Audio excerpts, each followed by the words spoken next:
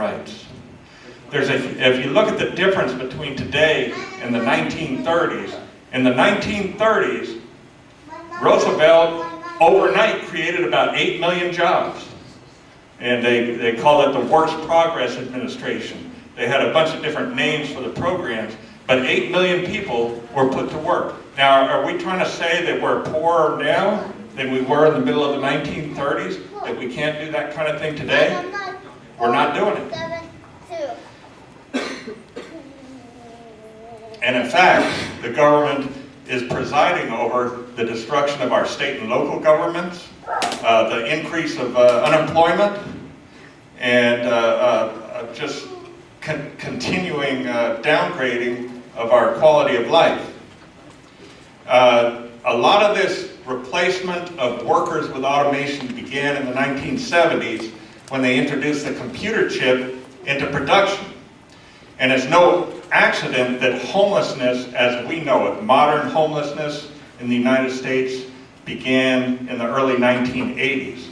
The HUD budget in 1978 was $84 billion in constant dollars. 5 years later, in 1983, it was down to $18 billion. So when they withdrew that much subsidized housing from the market, the rents went through the roof, and of course at the same time we went through a severe recession, and for the first time since the 30s, all of a sudden we had homelessness everywhere around us in every major city in America. So the situation that we find ourselves in now, we have 14 million unemployed, we have what's called a jobless recovery, and there's nobody's even talking about a return to full employment. So in this kind of a situation, we need to figure out a new way to distribute the wealth of society. It doesn't work to ask somebody to go to work, to earn the money, to pay for the necessities of life the way we used to, the way older people like myself grew up in that type of a society. It doesn't work to do that anymore because the jobs are just not there, and they're not creating any new jobs. So we have to find a way to circulate these necessities. We need some kind of a cooperative society where the abundance that we create today is distributed on the basis of need, not on how much money we may or may not have. Because more and more of us have no money at all. The problem is when you begin to advocate this kind of a society, a cooperative society, a society based on human needs and human rights, you begin to get accused of being a communist, and that we go through this huge legacy of McCarthyism, which we have in America, which says every time we stand up for somebody else besides ourselves, that makes us a communist or a socialist. The situation today is very different, and because back in the era of McCarthyism, communism was a political, ideological movement based on a political system. That system with the Cold War is no longer around. Now what we're talking about is a cooperative economy, and so the communism that any of us might talk about today is in the sense of an economic term. And in fact, as a Christian minister, if you go into the Bible and read the book of Acts, chapter 2, this is how the early Christians organized themselves. They brought their wealth to the community and distributed it equally to everyone. And in fact, it even says in the Bible that there was no poverty in their society.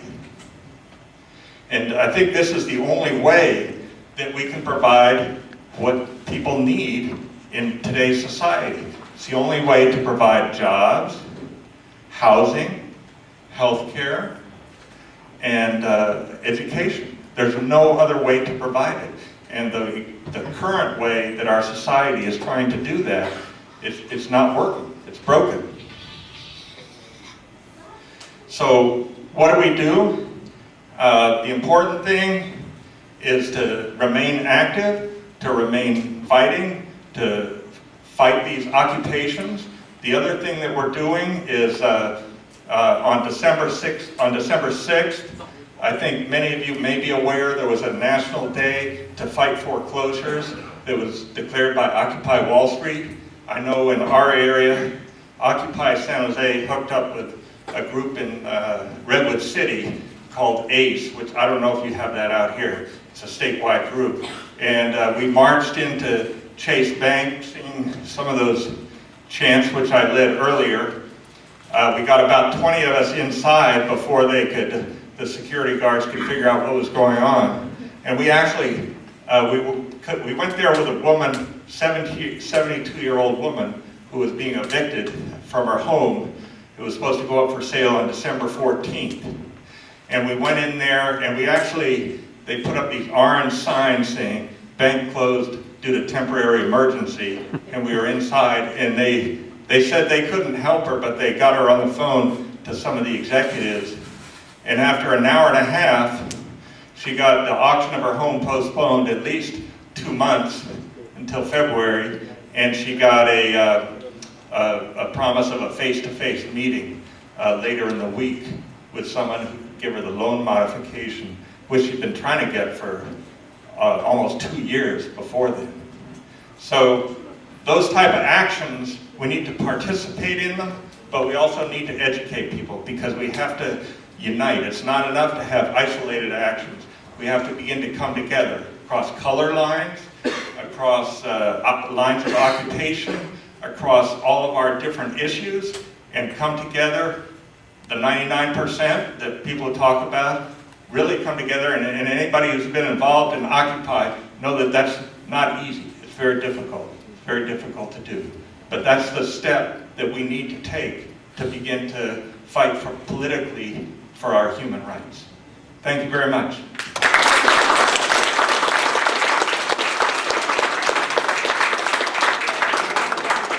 Sandy, before he dismisses himself, about anything he brought up? Can you repeat what we said? What? The mic? Use the mic. Mic check. Can you repeat what you said? Any questions? Does anybody have any questions? Oh. From our speaker, Sandy Perry?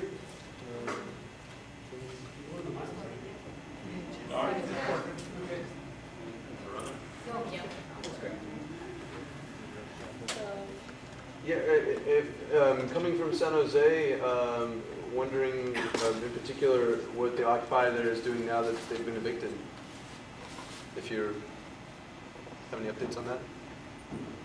Well, last night we visited 6 banks, and we did the same routine that I was talking about in San Jose, in Redwood City, where you kind of sneak in the back door, or you get a group and get in, you sang Christmas carols, and you know, that whole banks got bailed out, we got sold out, you know, we're very much alive. It's just, it's between the weather and the repression by the police, because that's what it is. Anybody who's studied what happened with the Occupy knows that it was all orchestrated by Homeland Security. Because basically, face it, they're getting ready to do another bank bailout right now while we speak. As soon as Europe goes down, which everybody says it's going to do, Wall Street is heavily invested in Europe. They're a very short period of time, they're going to be coming back to the government with their palms out, looking for more of our money. So that's why they're trying to disperse this Occupy Wall Street movement as fast as they can. But here's the deal. We still got 14 million people unemployed. We still have no education, and our tuition's going through the roof. We still have 50 million people without health care. We still have 50 million people in poverty. So, you know, we're not going away. They're not solving any problems. So, you know, this Occupy stuff is going to keep bubbling up. I mean, they're going to be, if they try to stop it, have you ever seen that whack-a-mole thing? They hit it down here, pops up over here. They hit it here, it's going to pop up over here. You know, this thing, it's started and it can't be stopped. So we're still together in a kind of a disconnected way. We're trying to find new places to set up tents and all that kind of thing. You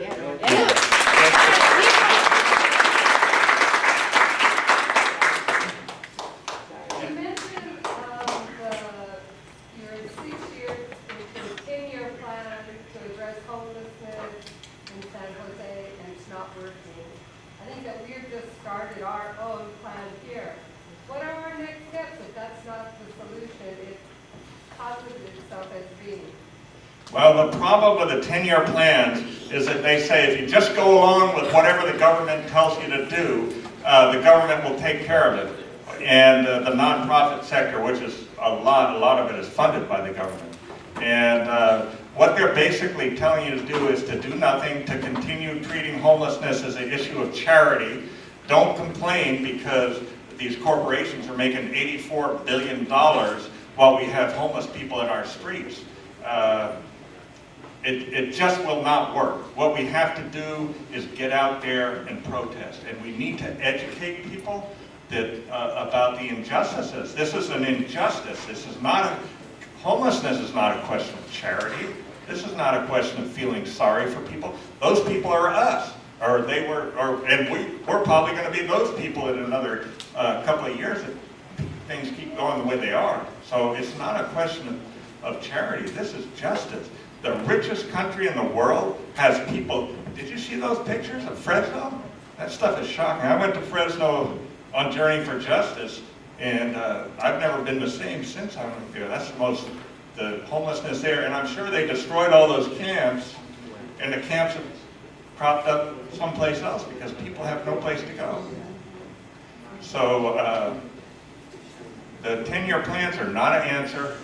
The answer has to be people getting together and organizing politically.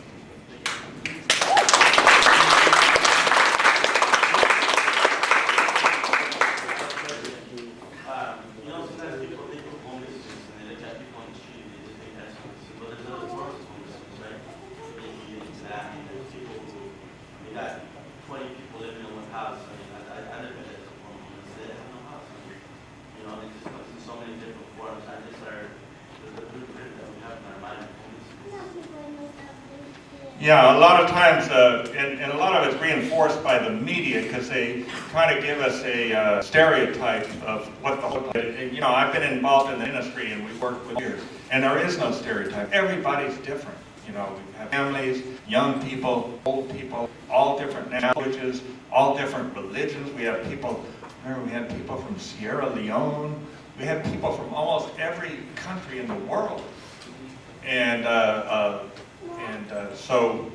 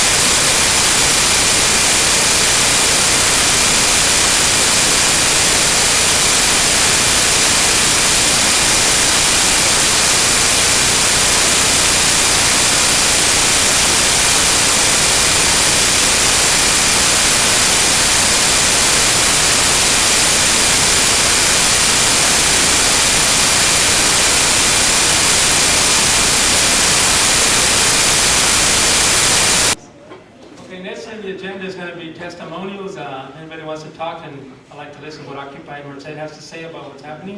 Anybody from Occupy Merced want to give a testimonial? or anybody else who wants to talk.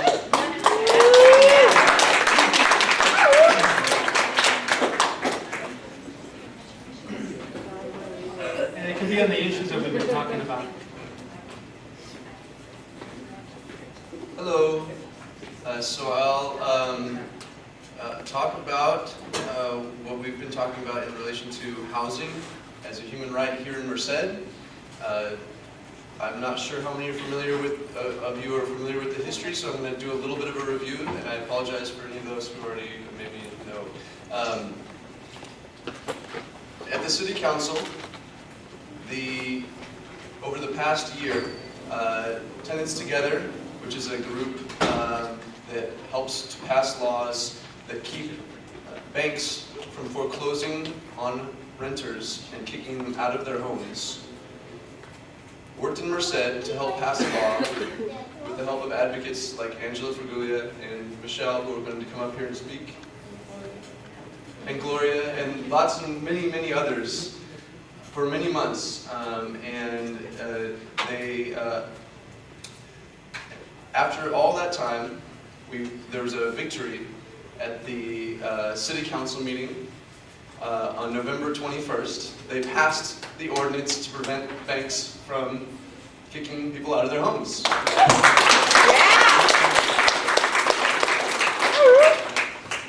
And so we now have, at this very moment, a bank cannot foreclose on a property. They can foreclose on it, they just can't When- evict you because of foreclosure. Right, that's what I meant to say, is they cannot foreclose on you and then kick you out for no reason.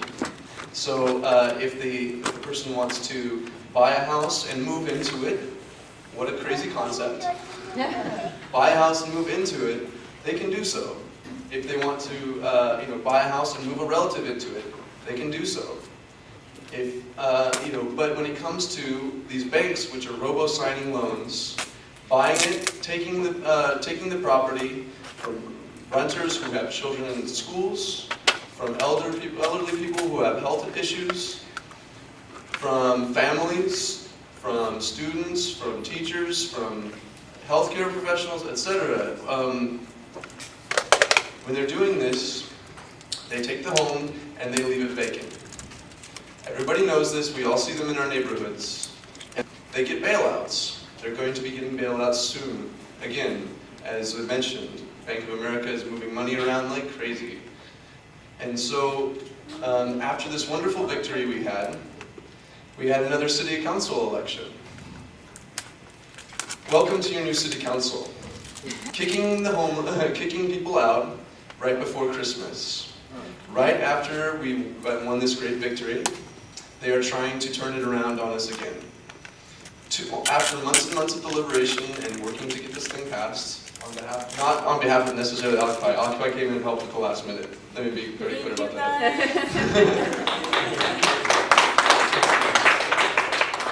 So I'm sorry that this preceded your talk. Occupy sits and decides about ways to take action in a democratic fashion, and this is of utmost importance. And so, it's not that Occupy is, anything bigger than anything else here. It's that part of what our decision-making process is looking at a lot of different things and that are happening in the community and trying to take things on that we feel like we have the capability to. And this is a big one, and I think that everyone can really make an impact here, because even if they are able to repeal this law, we have the ability to show the moral force that is inherent in what we all know, which is the banks are wrong, the government is wrong, and the people are right. We deserve housing. Housing is a human right. And on December 19th, they're going to be having a meeting, and they're going to go through their processes. They may repeal it, they may not. We're talking with one city council member in particular, Tenants Together, and I think maybe you guys can elaborate on this one. Mr. DeSetti they're going to be contacting him. We haven't gotten a response back from him yet. Haven't gotten a response back. Okay, so I won't go into those things. But I'll just say this, which is on December 19th, if you're going to bother to go to any city council meeting for the next year, go December 19th. If we have 100+ people, we'll be bringing a petition. But I think we need for this together. Is there more things that I should say? Is that, yeah.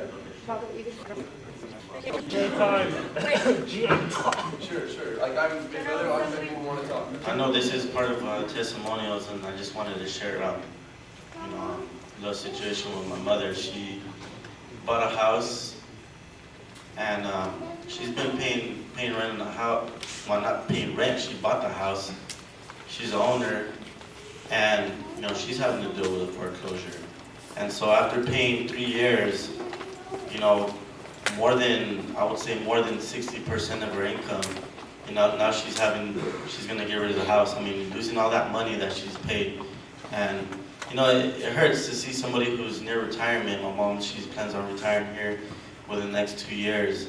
And now she's gonna have to get rid of that house and probably move somewhere where she would not rather move, probably have to find really low income housing. Not to say that, that no housing, some housing is better than none, but, I mean, that's not the point, but, it's the idea that, we got people working their whole lives, either to pay rent or they own a house, and then they end up losing the house, and then they want to retire, and then we got these banks that are just making these huge profits, and so it just really hurts. That's a little testimonial that I wanted to share just from somebody, my mother, seeing her to have to suffer through that, and to see her near retirement having the stress about Occupy Merced, we're really involved in the community with the whole Just Cause. I hope you guys are willing to sign that, that petition with us. But we just want you to know that we do hold general assemblies twice a week. We meet on Wednesday at 4. Okay, yeah, we meet Wednesday at 4 in Courthouse Park, and then we also meet on Saturdays as well in the park at 1 is our general assembly. And we're also bring some food, or if you bring a few bucks, we're gonna all pitch in and get like a whole meal, and we eat and everything on Saturdays.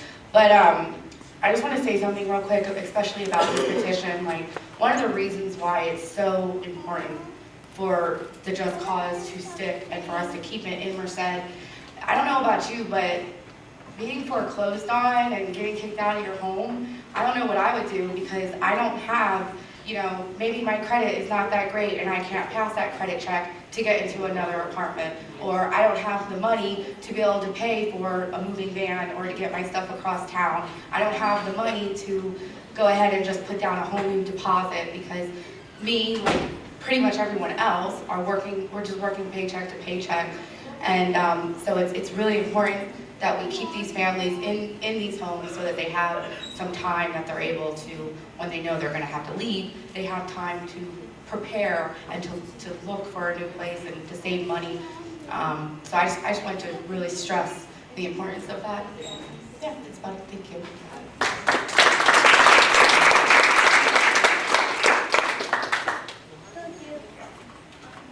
Is there any more testimony?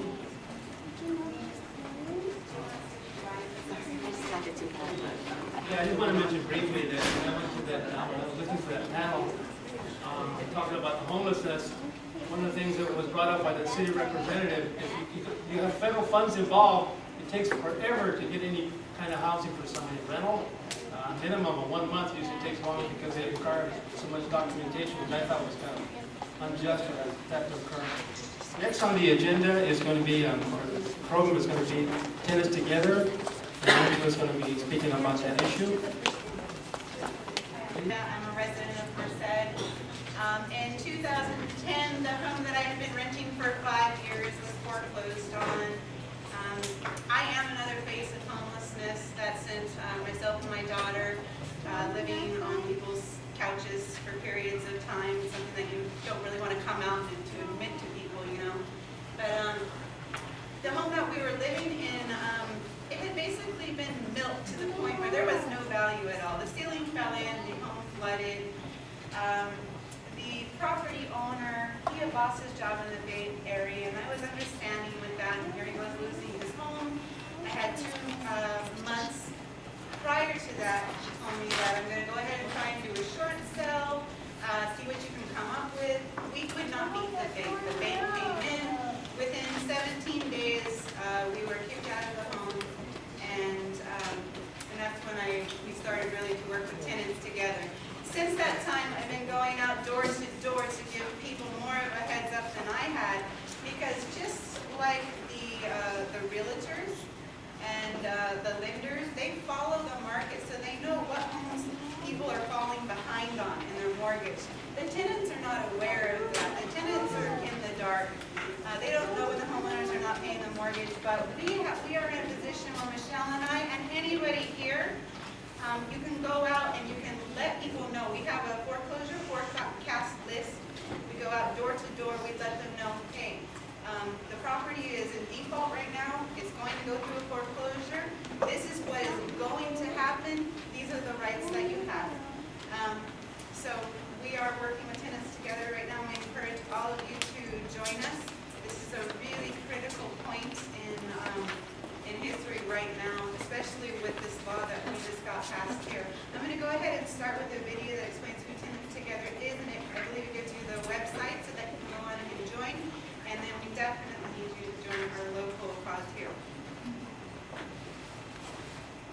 Because it's the most impoverished people in our community that the realtors and the banks are taking advantage of. If you're on housing, you're told not to fight back. You're told if you get a notice on your door saying that your house is going to auction on the 10th, and the property owner and the management company tells you to pay the full month's rent, even though you know you can't come up with money after the 10th to get to the bank, housing tells you to do it. You don't do anything to violate your housing or you're going to lose it. They say you have 90 days. The realtors are going in front of the city council members right now, and what they're telling them is, these people have 90 days to get out. They have 90 days without paying rent. They're not paying any rent. They have time to save their money. That's not what's happening. The realtors come in the day after it auctions and they start posting notices on your door, and they start threatening you. They start telling you, if you don't sign this and say you can be out within 30 days, we're not going to give you keys for cash. And you say, me personally, my daughter had just had a surgery, and we were trying to let her recover, and we said, well, and I have this in emails, I can prove this to the city council. I said, can you let us pay rent? Just let us pay rent for 30 days so that we can, because the piece of paper that you sign says if you're not out on this day that you promise that you're going to be out when you sign this with them, whether that's 15 days from now or 20 days from now from the minute you sign it, you forfeit your right to anything. They tell you, we're not responsible for giving you your deposit. The rental management company says, we're not responsible for giving your deposit. It went through foreclosure. We're no longer bound by the law. So you sign this paper, and if you don't, then you're not going to have anything. We're going to continue to make rent, and you're going to make you pay your rent, and you're going to be out on the street because you don't have a deposit.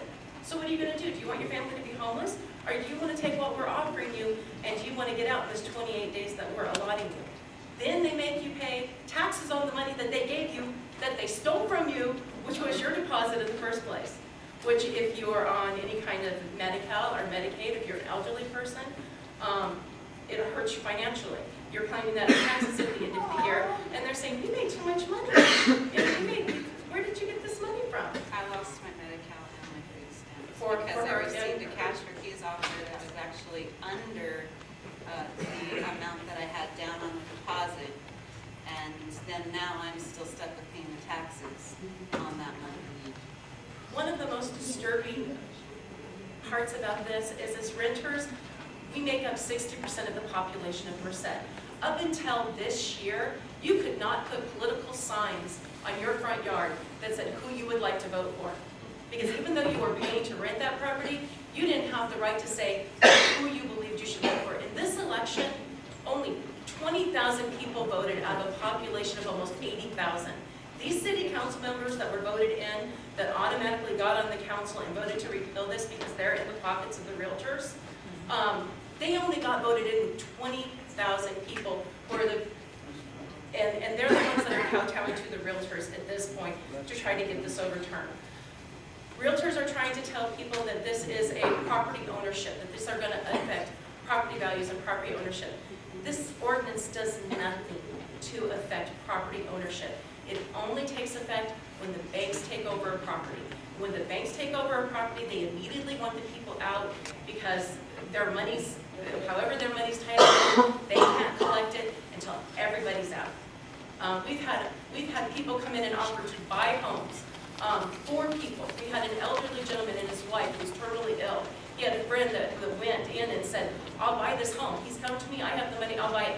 We won't sell it to you until they're out. They have to be out before we can sell it to you.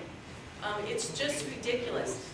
We've seen a gentleman who was taking care of his elderly mother who's terminally ill, panic and leave, and have to subject his mother to the indignity of being in the living room of the house where when everybody walked into the house they could see her in her medical bed, because the only place they could find, you couldn't get the medical bed down the hallways, so that she could have that privacy in her last dying days. And they're telling you, if you're in a wheelchair, if you have any type of problems like that, 30 days is enough for you to find someplace. There's all these empty houses. Just get the hell out and go find someplace to live. What's your problem? Why are you being a crybaby? You form what you're doing here today. We form communities. We form support groups.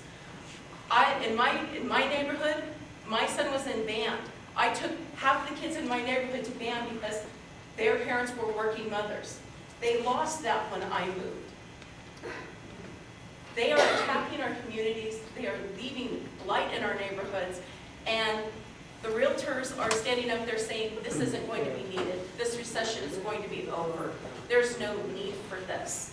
There is a need for this. This is not going to be over. And you know what? If it is over in 6 months, then this ordinance is going to be, it's not going to make a difference either way anyways, because there aren't going to be any more foreclosures, are there? So what's their problem with it? Their problem with it is Merced is burning down, and they're making money on selling the water to put out the fire. And we need to put a stop to it. So thank you. That's what I wanted to do.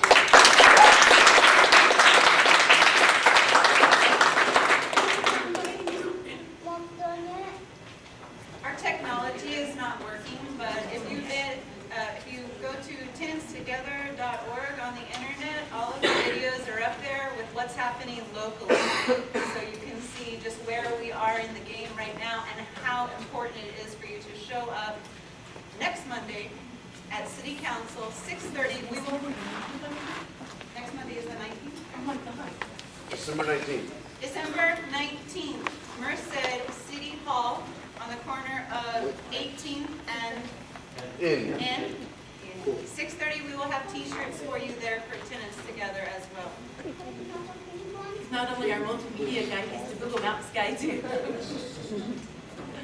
I wanted to just share a little bit. My name is Gloria, and I work with Journey for Justice. About maybe 15 years ago, I was part of a committee that the city had that was called Affordable Housing Task Force. And in there were people that were in real estate and that they were homeowners, and they weren't really like low-income people in there. So they really weren't in a big hurry to, be able to make sure that people had affordable housing. Well, after my term was out, in a short time, it was dissolved. They really said, well, we don't really need affordable housing in Merced. But one other thing that I want to say is that in my mind, I'm heading towards 63 years old. And in my lifetime, because I was raised in a very low-income family, Mexican family out of East Los Angeles. I remember the struggles of my parents. I remember being at the university and almost quitting the university because I would go home on the weekends and find that they had like 15-day notice to shut off the electricity or whatever. And I almost quit the university because it hurt me that my parents were in that type of situation. They were renters for a long time. Then when the children got together, we were able to get together a down payment for them. But one of of the things that I've seen is that poverty, the issue of poverty, somebody's making money off of its existence. You guys follow me, what I say about that? Yeah. That means that someone is able to have a job because someone does not have a job. And I think it's that type of system, I think that Sandy Perry kind of tried to point out, that many times I feel too that people live in fear. They're afraid to lose their job, they're afraid to lose their aid, they're afraid to lose maybe what they're gonna lose anyways. So I think in a way we need to kind of figure out how do we confront this issue of fear and really try to find out if some of the jobs that some people have, you know, they want to be blaming people, what kind of work do they have that really is blocking being able to make sure that everybody has what they need. So that's just one thing that I wanted to share with you, and let the program go on.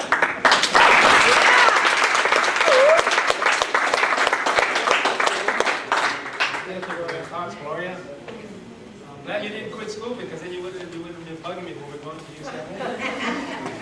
The next speaker will be, I'll have a spoken word.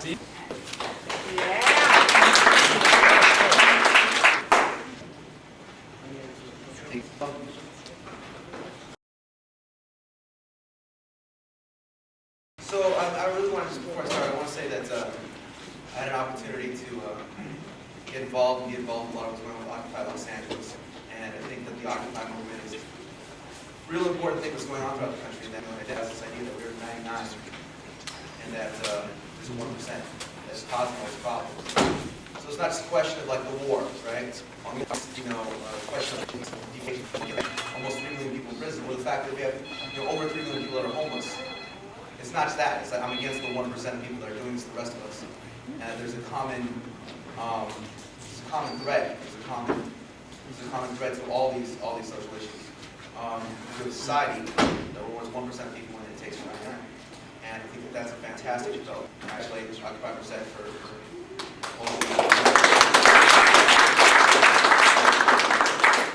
and that clarity is what people need, because otherwise, you find people. They blame black people, or they blame the youth, or they blame, most often, they blame themselves. And I wrote about my journey towards kind of becoming more class conscious and aware of who I was and what the economy. The next speaker will be, I'll have a spoken words again by Matt Seville.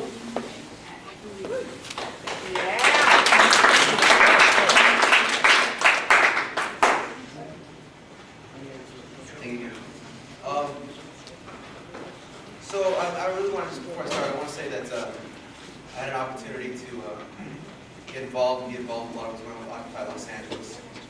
And I think that the Occupy movement is a real important thing that's going on throughout the country, that identifies this idea that we're 99 and that there's 1% that's causing all these problems. So it's not just a question of like the war, right? I'm against the war. Or I'm against, a question of like, all these mass, deportations. So I'm against deportation. But it's a big question of prisons. Or I'm against the fact that we have almost 3 million people in prison. Or the fact that we have, over 3 million people that are homeless. It's not just that. It's like I'm against the 1% of people that are doing this to the rest of us. And there's a common thread. There's a common thread to all these social issues. We have a society that rewards 1% of people and it takes 99. And I think that that's a fantastic development. I congratulate Occupy Merced for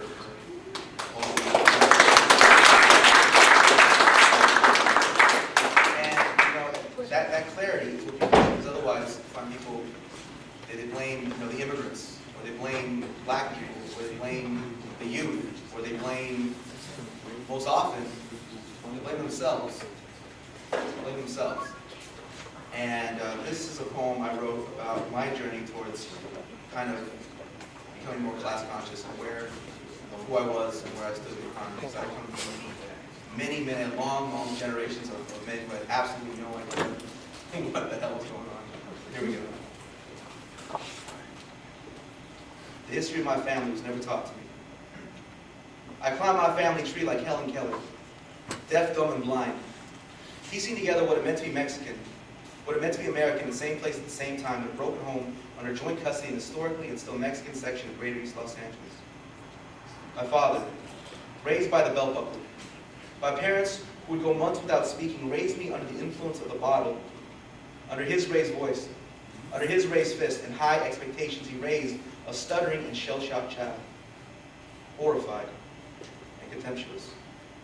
My mother, raised with love, raised with encouragement, raised as a second child of the first generation born in a new country, a curious and beautiful woman, raised me with a library card, raised a boy genius who knew how to raise his hand, how to raise his voice, how to raise questions in the historically and still Mexican section of Greater East Los Angeles. I learned how to love, and I learned how to hate in the same place at the same time. By 5, I could play chess, roll the punches, quote Shakespeare, identify the instruments of an orchestra, and fall asleep to the sounds of gunshots. Pretended they were fireworks. To the sounds of my father screaming, pretended it was the television under the cover of blankets in the deepest, loneliest stretches of the night by flashlight. I learned how to read or pretend to be asleep to avoid life. By 5, I memorized the names and terms of all the presidents. It became something of an obsession, wanting to prove something to someone, just not sure who. By 8, I told my father, thinking he'd be proud of me, that I could see myself in that Oval Office before he sat me down and said, "Son, we are Mexican, and this is America. That's never going to happen." The history of my family was never taught to me. I climbed my family tree, bitter and thorny, heard stories how my great-grandfather died sick off that Colorado black when he got slaving away in the coal mines of America, yet somehow died back in Mexico, read a book about something called the Mexican Repatriation Act, and began to piece together what brought him here and then what sent him back, while the story of how my grandfather met my grandmother was made that much clearer, and I began to understand that our whole family had been deported from this country in the 1930s for no reason other than their last name and the color of their skin, and I spent the rest of my adolescence trying to piece together how I may never have been born. And that never happened. Is I spent the better part of my life understanding that oppression runs through my veins, and that is not a history that goes down easy. So the boy genius who would be present now began to hate this country and all that it stood for and all that it trampled over. The racism that routed my mother's father and drove him from its borders. The poverty and the misery that drove my father's father to become an alcoholic. That bitter legacy that never goes down easy that drove my father and I to become alcoholics. Yes, I hated all of it. It's mindless consumption. It's mindless labor. The pointlessness of moving a box from one corner of the room to another. The misery of living paycheck to paycheck. A mindless slave to next month's rent in a heartless economy that drove me towards homelessness as I slept in my car under the stars, under a flag, under an Old Glory flag so arrogantly over me. I hated the stares of co-workers who knew I had not seen a bed in weeks. Their whispers that you could hear had never known what it was to shower in a gas station sink. I hated the hatred that tore me from my father, the pride that kept me from my mother, and when I lost that job, I shot through my days aimlessly, beaten down by the summer heat like a stray dog, wandering the summer streets, and I remembered my mother reading me Shakespeare, and I remembered all that I was supposed to be. Some kind of prodigy, some kind of boy genius, so much potential, but now homeless, and I hated this country and all that it stood for, a government supposedly for and by the people that had never had anything to offer me but debts, with jobs that robbed my time and energy of all meaning and value, and took and took and took until there was nothing left in this cruel joke of a meritocracy, which now seemed poised, guiltless, and indifferent to lead me to my death. Yes, I hated all of it, but not so much nearly as I hated myself. And I found myself, and of all places, drunk and debased, barely able to stand, barely still a man, out of my mind, in a walking, talking, drunken coma, sleepwalking through a childhood sanctuary. I found myself at the library applying for a card. But I came back the next day, and the next, and the next, and the next, and I read, and I read, and I read, and I began to see that the true history of this country, The real nature of this economy was something that was never taught to me, and had never been a question of peoples or borders or a new world order. And it wasn't the white man, it wasn't my dad, it wasn't any personal failure, and there was no global conspiracy, no Illuminati. It was the very nature of the global economy, the very nature of private property. And I read, and I read, and I read. I read Marx, I read Engels, I read Lenin, and I began to agree with them. I saw for the first time that I belonged, that I wasn't alone, that it wasn't my fault, that I was a worker, that I was working class, that I was proletarian. So very proud of it. A boy genius who dreamed of becoming president grew into a man much more likely to rise as local congressman. Demand his resignation unless he can provide a country worth living in, one free of racism, free of prisons, free of the oppression and exploitation of women, free from the social Darwinism that makes beasts of us all. Free! Free! Free! Thank God Almighty! Free from capitalism! It's the dustbin of history! The history of my family! The meaning of my life. The truth about the world and my place within it was never taught to me. Because there are some things you have to learn for yourself. Thank you, guys.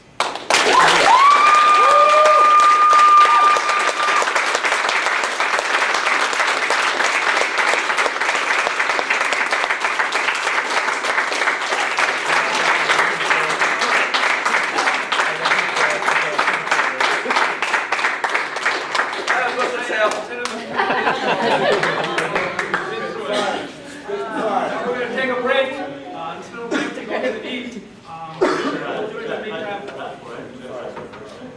A woman has never loved on my husband in front of me when they hardly Love? Yeah, no, That but was even just a... affection. I mean, you know, that's rude. When you don't know the woman. Sorry. I don't do that to anybody. Yeah. I have friends who I've had for 20 years. I don't do that. About this event.